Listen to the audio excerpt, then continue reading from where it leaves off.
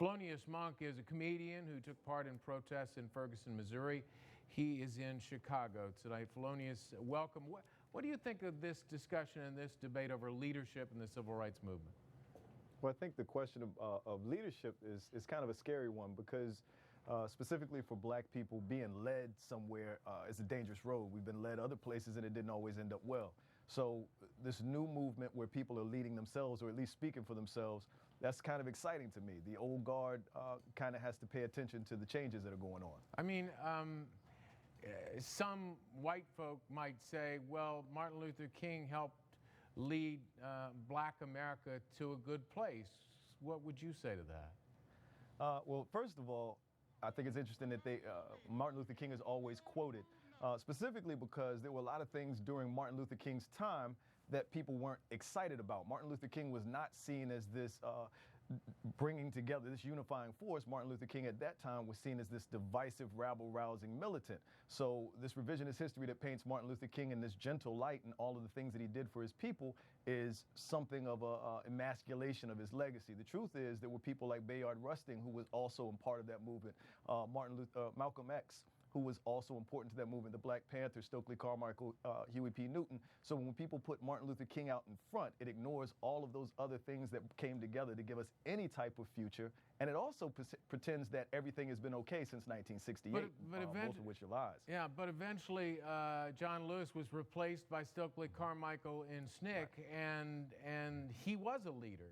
And he was a different kind of leader, but he was a leader. Don't you need leaders in a movement? Need. Do you need leaders? Yes. Do you need a leader? No.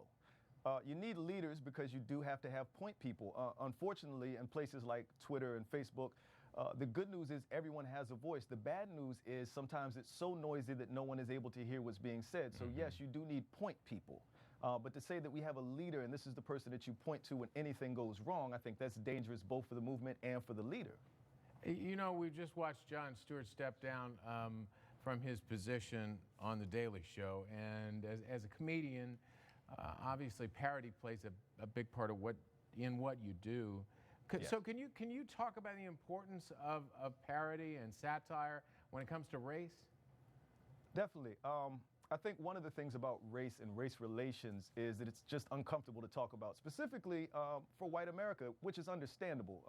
It's one of those things where if I don't have to experience, I'd rather not talk about it.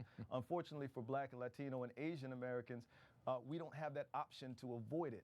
And so I think it's important that satire, which was always used to punch up, satire was always used to attack systems. I think it's important that those of us who have that voice and are bent that way, that we like to write that type of material, keep doing it, because you don't attack a system by just punching it. Sometimes you have to attack it a little more deceitfully.